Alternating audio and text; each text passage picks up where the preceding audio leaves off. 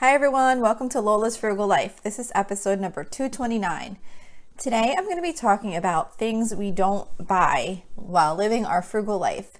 So please stick around for a few quick words from our sponsor and we'll get right into the show. Are you in the mood to learn something new? Well, Skillshare is now offering 1 month free of Skillshare Premium. Unlock a passion, side hustle, or new professional skill with thousands of classes in design, business, and more. Start your 1 month free trial now by using the link within the podcast notes for this episode.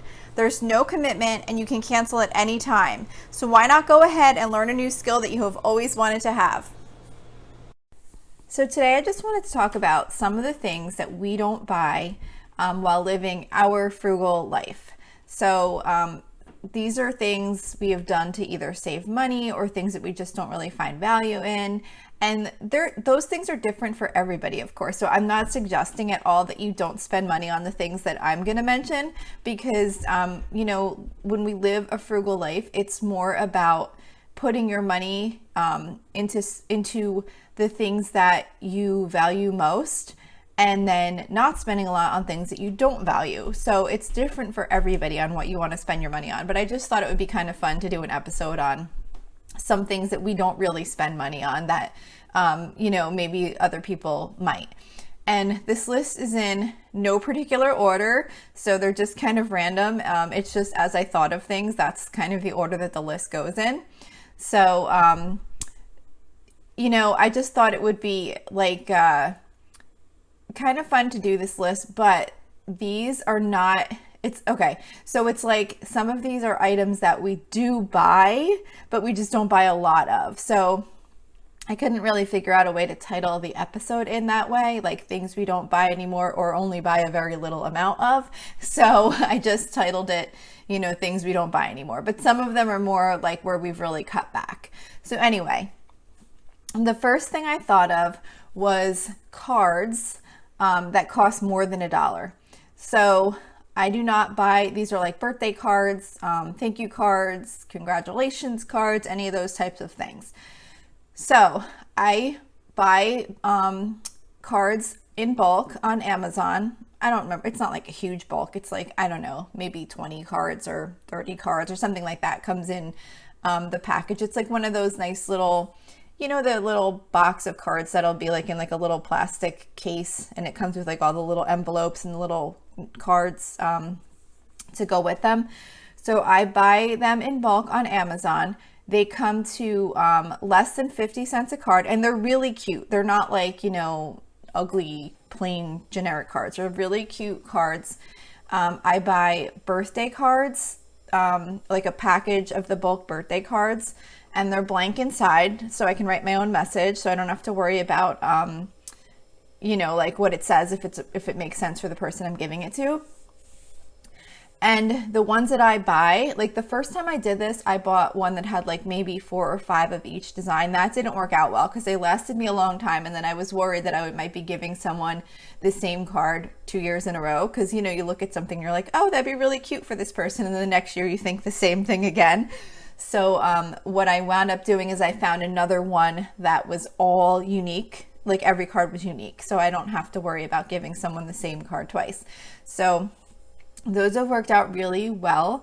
Whenever a birthday comes up, I always have a card, or if I want to like mail like a gift to like one of my nieces or nephews or whatever, I just run downstairs, grab the card, write a check, mail it out, and I'm done.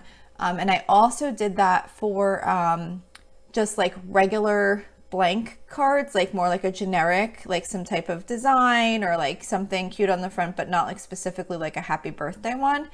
And I use those for any other like non-birthday occasions, like maybe we're going to like a graduation party or something and I just want to put like a little gift card in something, and I'll just like write a little note, or like for a thank you note or whatever. Just write your message inside and you're all set. So those are really inexpensive, and they just make it so much easier because I don't have to run out to buy a card when all these little occasions come up. If I do have like a very specific occasion that I need to buy a card for whatever reason, which really doesn't happen often, but if it does, I always go to like the 99-cent section at Target and I buy a card there. I do not spend money on cards. Another thing that I thought of was seasonal throw pillows. So I love all those cute throw pillows, like for the different holidays. You know, they might have like, I don't know, for like Christmas time, there might be like snowmen or like cute little Halloween ones or whatever. All these different throw pillows. They're really cute and they make like a big impact in decorating your house. You know, it's just cute to have these decorative throw pillows, for like seasonal ones. But I don't buy those. One, they take up so much space to store them, and they're kind of expensive. So what I started doing is I found pillow covers on Amazon that they have for all different holidays, and like they're in, and then they have just like regular like cute patterns for like the rest of the year that you can just mix them up, and they're really inexpensive, and you just throw them on over your existing throw pillows and zip them on, and that's it. And they store easily. You could just fold them up and put them in like a little thing to go put them away. You don't have like these big pillows you got to store.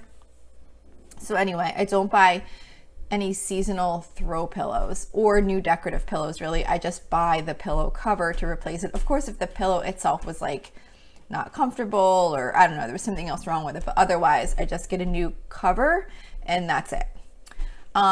Books. Of course, I've talked about this so many times, I feel like, but I love the library app.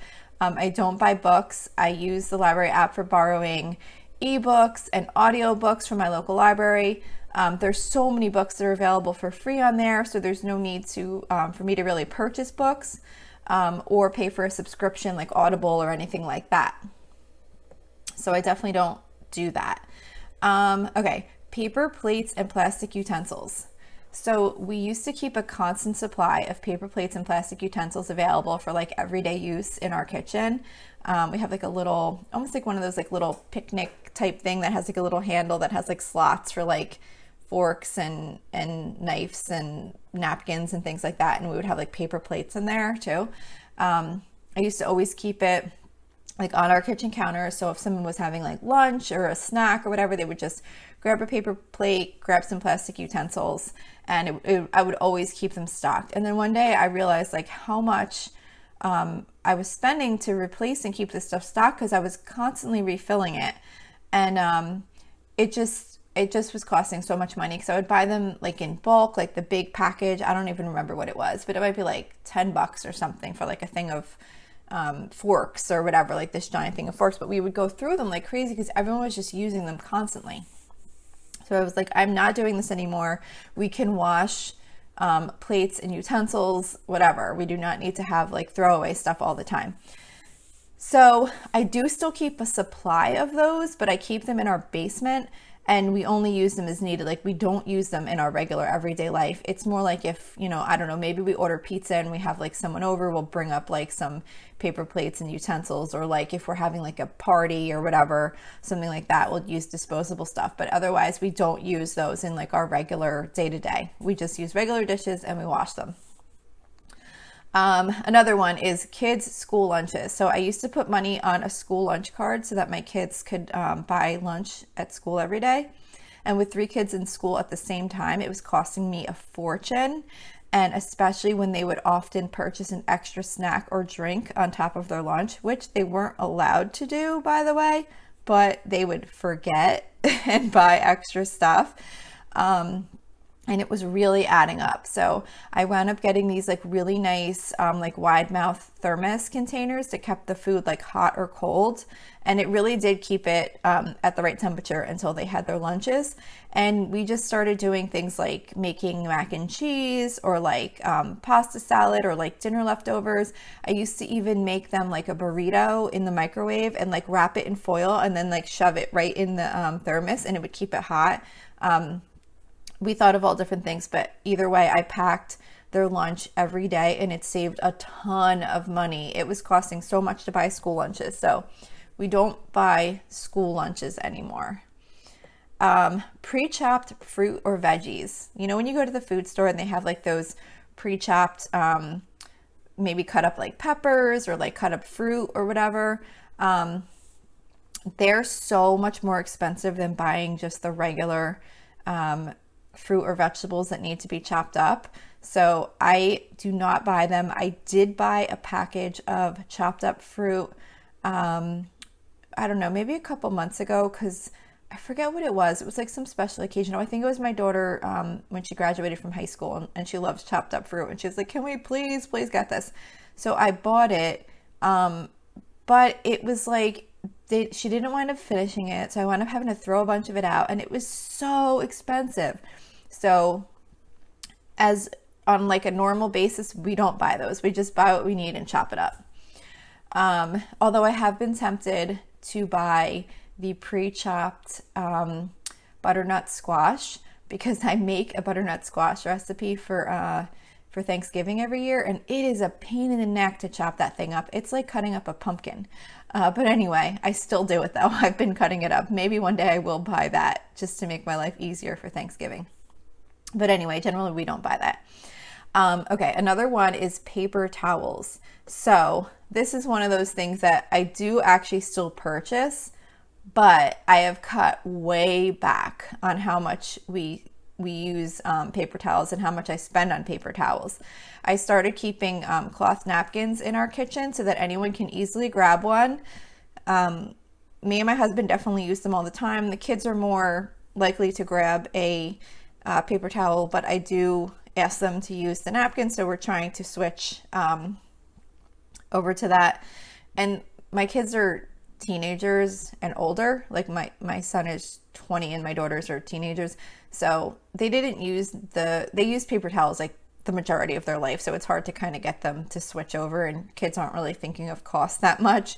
But anyway, we have made a dramatic reduction in the amount of paper towels we use just by using those cloth napkins.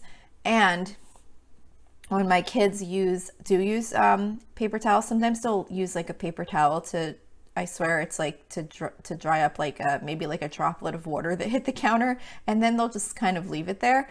So I actually save my son thinks I'm crazy for doing this, but I save those paper towels that weren't really used for anything more than like a drop of water. And I have like a little like bin underneath my sink that I just like fold them up and I stick them in, and I use them to clean our guinea pig cage, because it's like, who cares? I'm cleaning like a gross pet cage. It's not like, they're being used on anything that's not dirty. So that's what I do. So that saves a lot too, because then at least they're not just like using them like that and then just throwing them in the trash. I would normally use something like paper towels to clean the guinea pig cage anyway, just because it's kind of like, you're not going to use something like a cloth that maybe some people would, but dirty, like gross things like that, we do use paper towels, but I try to use them as little as possible. Cable TV. I know that this is not anything new, and really none of these things that I'm saying are new, but these are just things that I thought would be fun to talk about. I mean, it's probably a lot of people already don't spend money on these things. This is more just for fun. But anyway, cable TV. I know a lot of us don't subscribe to cable TV anymore. We haven't had it for years. But the funny thing is that when we canceled cable TV, I wasn't really even planning to cancel it. I called up hoping to get a better deal, because my whatever plan I had was coming to an end, and I called up and I said, I want to see what the new deal I can get is. It says my deal is expiring next month or whatever, and the guy's like, oh, well, I can't tell you yet, it's too soon. And I was like, all right, can you just please cancel my account then? I was thinking that they would get a manager and come give me a better offer since I said I wanted to cancel, but instead they went ahead and canceled it. So I was a little bit surprised, but I was just like, you know what, it's fine. I'm going to let them go ahead with canceling it. It's not like we can't call them and have them turn it right back on if we change our mind. And ever since then, we've never had it and never really missed it at all. So that's that, cable TV. Okay, the next one I thought of was new furniture. It is so expensive to buy well-made, brand new furniture, and I don't really want to spend money on something less expensive only to have to replace it a couple years later. So we have been really successful at finding high-quality secondhand furniture. For example, I recently got this beautiful, I think it's Thomasville, I think is the brand name, sectional couch that is so comfortable and so nice, that I found on Facebook Marketplace. It originally sold for over $5,000, and it was basically brand new. We got it for $1,300. It had hardly ever been used. The house that we bought it at, she said it didn't really go with the style she was looking for. I couldn't see it. I thought it looked great in the room where she had it, but whatever. I was happy to get the couch. So it does take a little time to search, but I have found that it has been such a huge money saver because furniture is just so expensive. And like I said, if you buy the more inexpensive stuff, it just winds up not lasting long, and then you have to buy it more often. You probably wind up spending more money. So anyway, that's that. New cars. We've never purchased a new car. I don't really ever plan to purchase one. We've always bought low mileage used cars like our entire life, and we've never had a problem with them. They're really just about new as far as I'm concerned when we do get them. And we're not really picky about options that a car might have. So for us, it's just not really worth it to have the extra cost of purchasing a brand new car. Okay, the next one is one of my favorites. I do not buy clothes that I do not absolutely love. I recently got into this idea of having like a minimal wardrobe, and I'm trying really hard to make sure that every item in my drawer is something that I really love. So I can just reach in and basically grab anything that's in there and be happy with it. So I am really, really selective now. If I purchase a clothing item at the store, I have to like totally love the way it looks and feels and the way it fits. And otherwise I won't buy it. Like I have to just really, really love it. So I do not buy anything that's like, yeah, this is nice, I could use this for, no, I have to be like, oh my gosh, this is like the greatest thing ever. I love it. And then I'll buy it. So I'm super, super selective with the clothes that I purchase. And I don't think I was in the past, obviously, because I had things that I didn't really love. So I am just, I kind of know now like what material I really like and like how it has to fit. I never buy anything without trying it on because I have to be sure that like I really like it. And if I do somehow buy something that I wind up not liking the way I did, like once I come back and like put it on one more time, I'm really good about taking it back and returning it because I only want to have things that I really love and that I could just grab anything in my drawer, put it on, and know I'm going to be happy with it. Okay, then the rest of these are just like food related items. Fast food. We very rarely spend money on fast food. If we do, it's usually like if we're on like a long distance road trip or something, because it is so expensive to buy fast food. One of my daughters asked me to take her to McDonald's the other day to get a chicken McNugget meal. And I said, okay, because she had just gotten off of work. And then we had like an hour gap between when she got off work and when my younger daughter got off work. And it wasn't worth driving back home because it's like a 20-minute drive. So we were just going to kind of hang out. They work by the boardwalk. So we were just going to like sit at the inlet and watch the boats go in and out and stuff like that. And she's like, oh, can you take me to McDonald's? I want to get chicken McNuggets. I'm really hungry. So I was like, all right, fine. So I took her over there. It was like $8 or more than $8 or whatever for like chicken nuggets and french fries and a drink. And I was just like, oh my gosh, that's like, I don't know. I just thought that was really expensive for that food. And then that's when I remembered, like, that's why we really don't buy fast food, because it's really expensive and it's really not that good.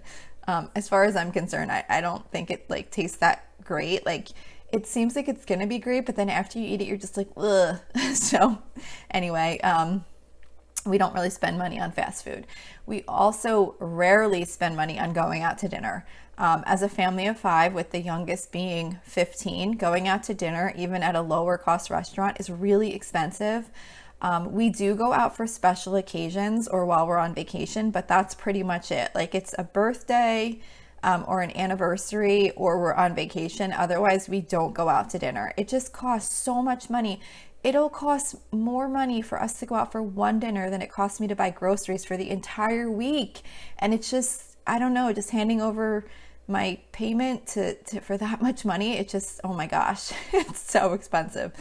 So anyway, yeah, going out to dinner is a very rare occasion for us, and it actually makes it more fun anyway. So we do go out. It's such a special treat.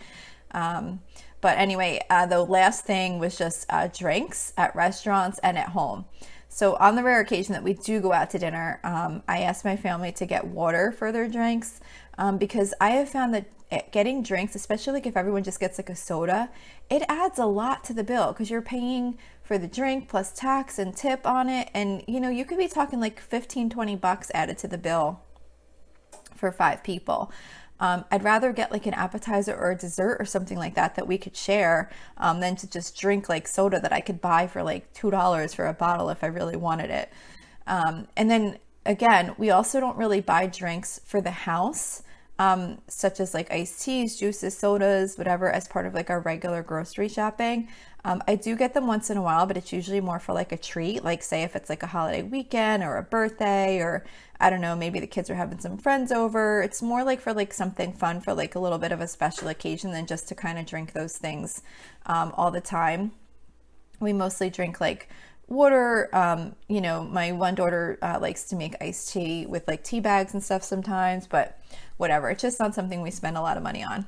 So those were all the things I could think of. I'm sure there's others, but I mean, I don't want to have a ridiculously long episode to talk about these things. So that's it for today. I hope maybe this gave you an idea, or maybe just was entertaining. So like always, if you have any questions or suggestions, I would love to hear from you. You can reach me at lolasfrugallife@gmail.com. You can also follow me on Instagram and Facebook at lolasfrugallife. And you can find blog posts for each of my episodes on my website at lolasfrugallife.com. We do have a private listeners group on Facebook at facebook.com/groups/lolasfrugallife. And if you enjoy the show, please make sure to subscribe on Apple Podcasts, Spotify, YouTube, or wherever you listen from. And I would love it if you would screenshot the show and tag me on Instagram so I can see that you're listening. Also, if you can take a couple of seconds to rate and review the podcast, that would be really helpful to me. That is one of the most important ways for our audience to grow.